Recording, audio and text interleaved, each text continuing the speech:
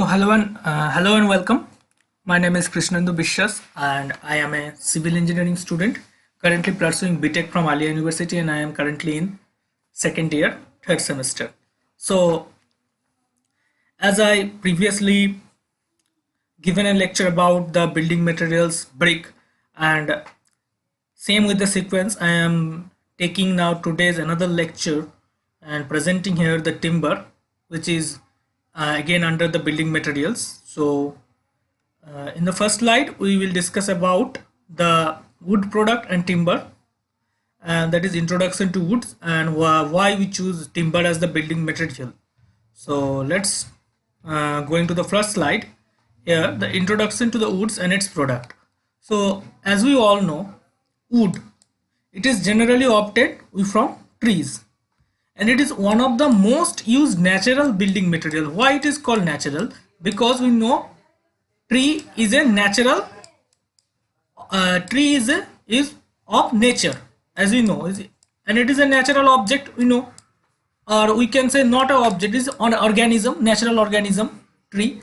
So from this we got the wood as the another building material, and it's majorly used as the framework material. And wood is hard fibrous substance.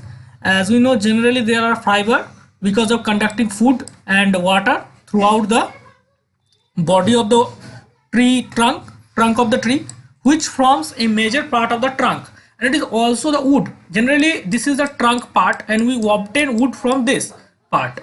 And branches of tree, the number of valuable properties such as low heat conductivity, that is, we know the wood is insulator of heat, and its small bulk density, relative high strength, amenability to mechanical working, and it is also provides some mechanical stresses, as we know, that is mechanical working, good for mechanical working. That is a framework, we can know, that is also used as framework material. And another one of the important mechanical equipment, we use wood and makes wood as the famous building materials. That's why now woods is building material falls into two major classes, that is from natural sources and from man-made. And timber can be used in most. What is timber? Timber is a derivative of wood product, as we know, and it is one of the most economical way without wasting any kind of derivative of it. So even the sawdust obtained from the wood sawing, that is wood sawing, is a technique, and also be used to make fiber, boards, and paper from this. Now we are talking about the next slide, that is classification of wood. Classification of trees. The trees are classified as endogenous and exogenous. The word endo and exo. Endo means towards the inside, and exo means towards the outside. That is outer, and that is inner. So the word prefix to genus are endo and exo are simply, they mean that inner and outer. And this is the mode of growth, one of the mode of growth of trees, that is exogenous and endogenous. Now talking about the exogenous trees are outward going, as the word suggests, exo, that is growth should be outward, that is centrifugal way, or you also can say that is outer from center, that is centrifugal way. And horizontal section of these trees contains several rings, which are nothing but annual ring. And if we cut down the tree from this portion, as we can, this is clear, then we clearly see that some ring like structure are there present in the log of the tree, and these are the annual rings from which we can identify the age of the tree. And exogenous tree are further sub-classified into conifers and deciduous tree. So what are the conifers tree? As a rough classification of trees, another classification is biological classification. We know the trees in previous classes or earlier classes where we were in the board, we are in the 10th class, we know that these are the gymnosperm and angiosperm like tree. So these gymnosperm are majorly conifers, are in the classes of the gymnosperm. So these gymnosperm, what are they? Conifers. Actually there are conifers, are soft wood producing tree, and it's generally we found in hilly areas, that is in several feet several feet high, and the timber of these trees are light in color, light colored. The timber of these trees are what? This is light color and light in weight and low dense and poor against fire. And the examples are pine, fir, redwood, spruce, deodar and cedar. Now talking about the deciduous trees. These deciduous trees are hardwood producing trees, and the leaves of these trees are generally broad in size. These are the actually the conifers has spine like leaves. These are the type like pointed leaves. Plus in case of deciduous, this is the broad type leaf, not narrow, but this is the broad type leaf. And in case of conifers, this is the spine type leaf, or we can say this is the pointed leaf. What we can say, this is a point, this is a clearly pointing structure. But in case of the deciduous, these are the this is the what type of, this is the broad type of leaf, and that is generally bigger in size than the conifers, and they fall in autumn, and these are fall off in autumn and grow in spring. But in case of conifers, these are the evergreen trees. And deciduous trees most suitable for constructional purpose. These trees woods are high strength wood, heaviest and dark colored. But in case of these are light, low, that is light for L for light, L for low strength. These are the two major property, and this is high strength and dark in color, and heaviest in good against fire, and is also good against fire. That is maple, mahogany, oak, teak, walnut and babul, etc. And now talking about the endogenous tree. Endogenous trees are inward growing trees. What we can say, that the growth of this tree is inward, that is centripetal in manner, that is from inward direction, and fibrous mass in their longitudinal section. There was a fibrous mass in their longitudinal section.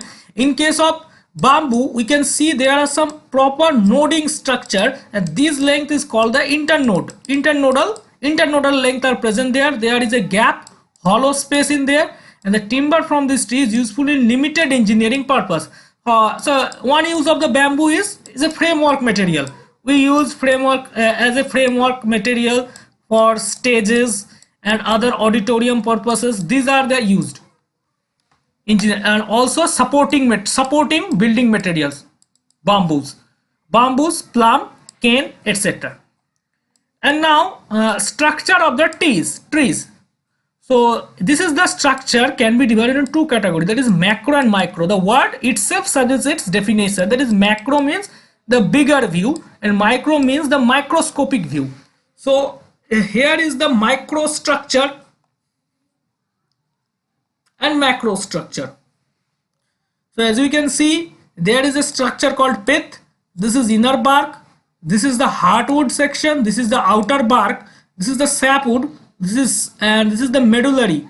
Sap means this is the liquid substance, and that is liquid substance is generally called sap. Cambium layer, and this is the inner bark. So this is totally a biological view or anatomical view of the trees. And this is another section, that is longitudinal section, and this is transverse section. Now going to the macro structure, the structure of a tree which is visible in naked eye is called macro structure. जो भी चीज आप naked eye से देख लेते हो, everything you can see with your naked eye, that is without any other lenses, this is called the macro structure. The macro structure of the tree contains a component, that is pith, heartwood, sapwood, cambium layer, inner bark, outer bark and medullary rays. So now now going to this picture, there are the pith. This is the central part of a tree. If we cut a tree like this, you will find there is a pith portion like here, and this is the encircling this portion. There are some annual rings are there, and after that, what is pith? Now the core part of innermost part of the tree is called, it contains cellulose tissue which are helpful in growth of the plant during a young age. At the young age it helps in growth, and this contains celluloid tissue. Cellulose is a what? Polysaccharide. And now macro structure. Heartwood Heartwood is one of the portion around the pith which is dark in color and contains some annual ring in it. This portion heartwood, this is closer to pith and it is dark. Generally what? The heartwood generally it is dark in color. It is dark in color and useful in several engineering purposes because of its strength and durability. The heartwood has the higher strength. If we write strength here, then its strength should be higher for the heartwood. Now in case of sapwood, sapwood contain outer annual rings. जो outer annual rings, जो outer में आपके होंगे annual rings, this is under the sapwood and this is light in color. What? This is light in color which helps contain sap and this contains sap. Strength is low. So sapwood, it is generally that is helps in growth of the trees, contains sap and strength is low. Now going to the cambium layer, that is cambium layer contains sap which will turn into sapwood after some time, and this will also convert it into sapwood. So it should not expose to atmosphere, otherwise tree may dead. So if we in case of experiment, if we cut out this bark portion, that is inner bark and outer bark, so the medullary portion will be exposed to outer atmosphere and in this case the tree may die. That's why. And this is the inner bark. Protecting layer of cambium is known as inner bark. So that's why itself is saying that the inner bark is protecting the layer cambium. And the outer bark layer of the tree section is called outer bark or cortex. So this is the cortex. Every structure has a cortex part and a medullary part. The portion which is outside is called cortex part and the portion which is inside, that is called medullary part. And in case it is generally in case of biological matters, or that is the organismic matter. If we take the section of head, anything, heart, so this is kidney. So these are the two outer and inner layers is divided into cortex and medullary. In case of tree also the cortex and medullary. The outer bark, it is the section that is called cortex and it contains cells of wood fiber.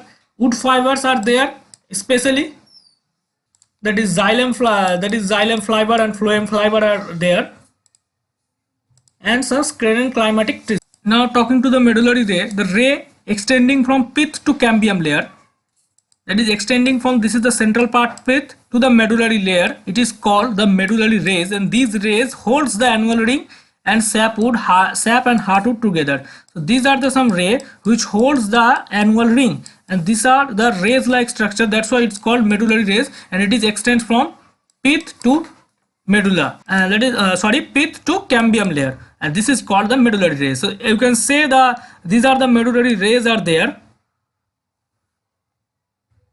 So these are the medullary rays. These are the medullary rays. So what is the purpose of the medullary ray? It generally holds the annual rings of sapwood and heartwood. And the characteristic of a good timber. How do we characterize a good timber? That a timber is good. So what are the basic or salient features of the good timber? So now the principal characteristics of good timber of concern are durability and finished appearance. So a good timber should be more durable and finished appearance, as there are some finishing like appearance, not these are rough enough. So the narrow annual rings, these are the narrow annual rings and closer rings are its greater is the strength. Annual rings, these are the annual rings, as these rings are narrow and compact, as this ring being narrow or compact continuing, so these we can say these are the more strength have, and for this case these are the some separate rings are there and this is not compact and this is wide more, so this is the low strength. So strength is low strength and this case it is high strength for the compact rings. Now going to the another, that is compact medullary rays. This is the second one. Second property is compact medullary rays. Medullary rays, this is from pith to cambium layer. This is also for this is not compact. This is lighter in way, or we can say not very compact. And this in this case as we can say, these are some compact, that is not enough space in between the two medullary rays, and that's why its strength is more higher, because it will hold more annual rings. So next to this should be dark in color, that is the appearances should be dark. And what in case of more hardwood was there, the appearance would be more darker. Uniform structure, the texture should be uniform, not ununiform or non-uniform texture. And now sweet smell and a shining fresh cut surface. Now it should be uniform in texture, as we told earlier, and sweet smell and shining fresh cut at surface. If initially cut the timber, it will smell sweet and shining fresh cut, and there is a shiny look at the cutted end. And when struck, and the next point, that is the sixth point, when struck, sonorous sound is produced. That's why wood's material are generally used in musical instrument, because as we can say, the violin, guitar, piano, in all the cases the woods are used. Why not iron? Also iron bars has better conductivity of sound, but in case of wood, this is also good conductivity. Sound conducts good, but it is sonorous sound, that is some melodious tune is there. So that's why we used wood or timber as the music, as in case of musical instrument also. Now, free from the defects in timber. The timber should be free from the defects. There is no such huge defects in the timber. And the heavy weight, the timber should be of heavy weight and no woolliness at fresh cut. If we cut the tree at this point, let's say this point, then there should not be a feathery structure or woolliness structure, that fibrous structure at the cutted surface. Now going to the next slide, that is, a timber is said to be good based on the following characteristics. That is, it should be durable, that is durability should be high, strength should be high, permeability should be permeability. Next, this is permeability, hardness, toughness, elasticity, workability, weight, structure, defect, and fire resistance. Now, good timber characteristic, durability. Durability is the first priority of any kind of engineering. Or if you are in engineering background, if you are in if you are related to any engineering work, that is one of the most important criteria, that you should follow the durability. That is, durability is the first priority. That's why. That's the structure you made, or you engineering a structure, that should be durable. A good timber should be durable enough to resist the action of chemical agent, and also durable to any biological, any chemical, or any physical agent. However, wood is weak at the action of strong acid and alkali, but it can withstand weak acid and alkali solution.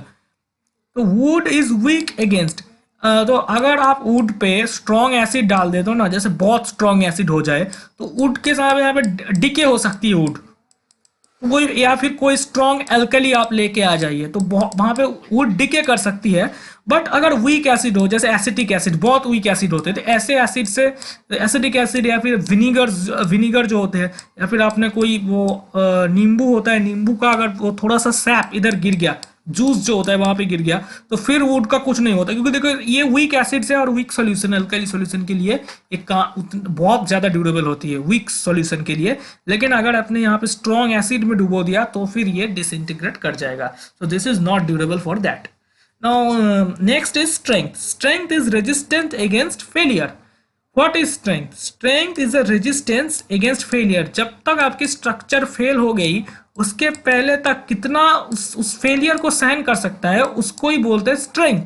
A good timber should not fail easily and should be strong enough to take loads acting on it. अगर आपने timber से कोई ऐसा structure बना लिया, trusses बना लिया, तो हो सके कि वो ट्रस आपने जो बनाया है, सिंपल ट्रस, वो आपका लोड सह सके. ऐसा नहीं कि लोड ही ना सह सके, तो लोड आपका सहना चाहिए स्ट्रक्चर जैसा भी हो. तो इसको स्ट्रेंथ करते हैं, जैसे फेल ना कर जाए, यहाँ से ही ब्रेक कर गया तो ऐसा ना हो जाए. Strength of the timber varies depending on the direction, transverse और direct load. Strength is considered as an important property while designing structural wood members such as wooden beam, joint and rafter etcetera. Now, good timber characteristics. Another one, this is the permeability. Permeability of the timber should be less. Permeability less क्या होना चाहिए? अगर air या फिर water entrap हो गया अंदर, तो फिर टिम्बर का जो प्रॉपर्टी है, टिम्बर अंदर ही अंदर सड़ने लग जाएगा। मतलब इसका यहाँ पे बायोलॉजिकल एजेंट आ जाएंगे इसके अंदर। अगर वहाँ पे एयर और वाटर का सप्लाई मिला, यहाँ पे आप क्या क्या फंजाई आ जा सकते हैं, या फिर कोई भी आपका जो बायोलॉजिकल माइक्रोस्कोपिक एजेंट यहाँ पे आ जाएगा और इसको सड़ा देगा एक तरफ से, मतलब डिसइंटीग्रेट कर देगा इसका भी।